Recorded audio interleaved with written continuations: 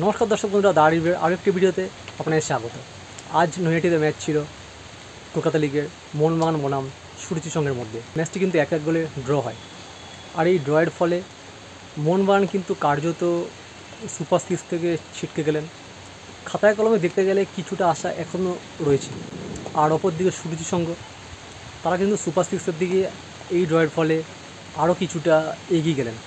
আর এই ড্র করে সুরুচি সংঘ কোচ রঞ্জন ভট্টাচার্য তিনি যেটা বলছেন, আমরা কিন্তু আজকে ম্যাচটা জিততেও পারতাম, মাঠে আমরা 3টে পয়েন্ট ফেলে এলাম। রঞ্জন ভট্টাচার্য আর কি বলছেন চলুন শোনা যাক। আমার এই বছর দুটো বড় ম্যাচই মানে একটু জিততে গেলে একটু তো লাগেই।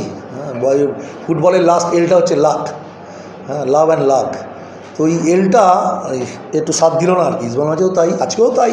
যখন আমরা 1-1 হয়ে গেছে তারপরেও ফাঁকাগুলো আমরা বারে মেরেছি। ওই বারেই ইসবল ম্যাচেও ওই বারেই লেগেছে। তো যাই হোক, আপনার কী বলে, এখনও গ্রুপের টপে থাকার মতো জায়গাতেই টিম রয়েছে। তবে খুব মানে জায়গায় চলে এসেছি, খুব কঠিন জায়গায়। কেননা 25 পয়েন্ট আমরা সব লাস্ট 3 ম্যাচেস 3টে জিতলে 25-এ শেষ করার একটা ব্যাপার আছে। আর বাকি যেসব টিমগুলো আছে যেগুলো ক্যালকুলেশন, তাতে 24, 22, 23-এর উপরে কেউ যেতে পারছে না। তো এখনও সুরুচি অ্যাডভান্টেজ, সুরুচি কিন্তু জিততে হবে। তো ছেলেদের সেটাই বোঝাচ্ছি, আমাদের একটু ছন্দপতন ঘটেছে। আজকে ভেবেছিলাম তো রিকভারি যেভাবে মিস করছি, মানে আপনারা দেখেছেন যখন গোল শোধ হয়ে গেছে তারপরেও 3টে আমরা চান্স মিস করেছি। তো নেক্সট ম্যাচ ভুল ত্রুটিগুলো শুধরে কী বলে জেতায় ফিরতে হবে এবং ছেলেরা ফিরবে। আমি কনফিডেন্ট যে নেক্সট ম্যাচ থেকে ছেলেরা জেতায় ফিরবে। দুটো ক্ষেত্রেই ড্র, মানে দুপ্রধানের ক্ষেত্রেই ড্র হলো, দুপ্রধানের ক্ষেত্রেই ম্যাচটা ফেলে একদম। সেটা আপনারা দেখেছেন কীভাবে যখন 1-1 হয়ে যায় তারপরেও আমরা যে সুযোগ পেয়েছি, একটা বারে একটা ব্রিলিয়ান্ট সেভ করেছে জিতেনের বলটা ওদের।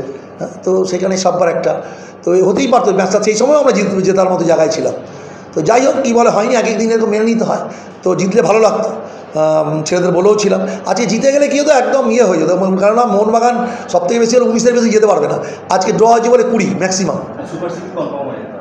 আজকে আপনার সুপার সিক্স কী বলে, আজকে ওই হয় না, সুপার সিক্সে যেতে গেলে 20 পয়েন্ট, তাহলে কি 20 পয়েন্ট হয়ে গেলে হয়ে যেত।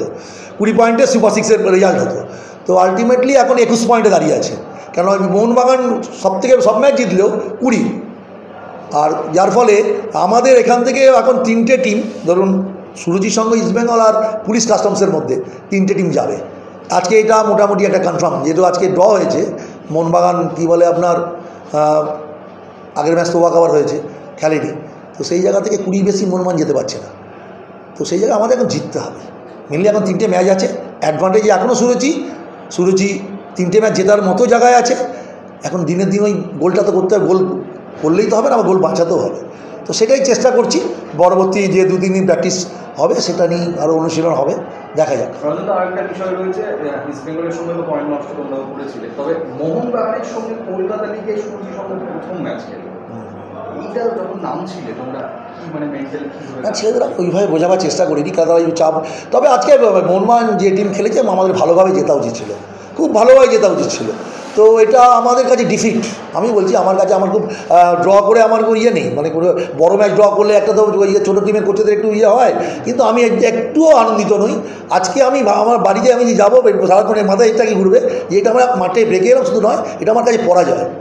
আমি আমাদের ছেলেদের সেটাই বললাম যে আজকে ড্রটা আমাদের কাছে পরাজয়। এই আমরা যদি মোহনবাগান এই টিমকেও না হারাতে পারি তাহলে কাদের খারাপ। তো সেটা বললাম যে এই জায়গাটা যখন গোল হচ্ছে না, আমি এইটাই। তারপর হচ্ছে আমাদের একটা চেঞ্জ, ওরা টায়ার্ড হয়ে গেল, ওর হ্যামস্ট্রিংয়ে লাগছে বাবলুর, ওই চেঞ্জটাও ক্লিক হয়নি। গোলাপ সেই জায়গাটা গিয়ে ওই জায়গাটা ম্যানেজ করতে পারেনি। যাই হোক, তো এগুলো অল ইন মানে সবটাই মেনে নিতে হবে।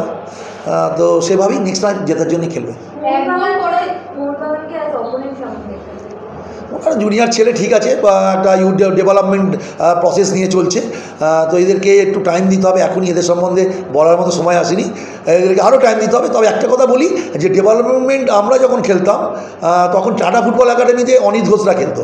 অনিত ঘোষ, দিব্যেন্দু, তারপরে হচ্ছে শঙ্করলাল, ওদের যে ব্যাচটা, লোরেনরো যে ব্যাচটা, তো আপনার কল্যাণ চৌবে, সুশান্ত দাস, সতীশ, ওদের সাথে আমি গৌতম তো না, অভয়, তারপরে হচ্ছে আপনার অভয়ের চেঞ্জে নামতে হচ্ছে বা সেকশনজিৎ, কারণ আমার সাইডেই নাম তো আমার একজন মনে আছে।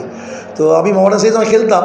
তো আপনার আমি দেখেছি সে বছর ওরা ইস্টবেঙ্গল, মোহামেডান তিনটে টিমকে নাজিয়াল ইউথ কাকে বলে সেটা দেখেছিলাম আমি। তারপর থেকে এখনও ভারতবর্ষের কোনো ডেভেলপমেন্ট টিম ওইভাবে ডমিনেট করছে বা তখনকার দিনে ইস্টবেঙ্গল, মোহামেডানকে, ঠিক আছে।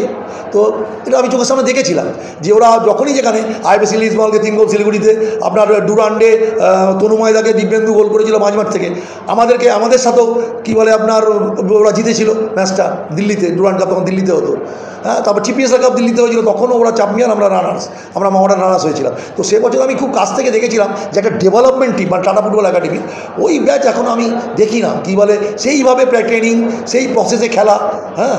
তো এটা আমি আরও ভালো আশা করেছিলাম যে আরও ভালো একটা সময় তো ওরা সাইড না, লাস্ট 10 মিনিট যেরকম অল আউট, ওরা তখন পাগলের মতো বল মারছে আর যাচ্ছে, এটা করবেই সবাই। এটা মোহনবাগান থেকে কেন সব টিমের কাছেই কী বলে আপনার বাঁচার, মরে যাওয়ার আগে তো বাঁচার চেষ্টা করবেই।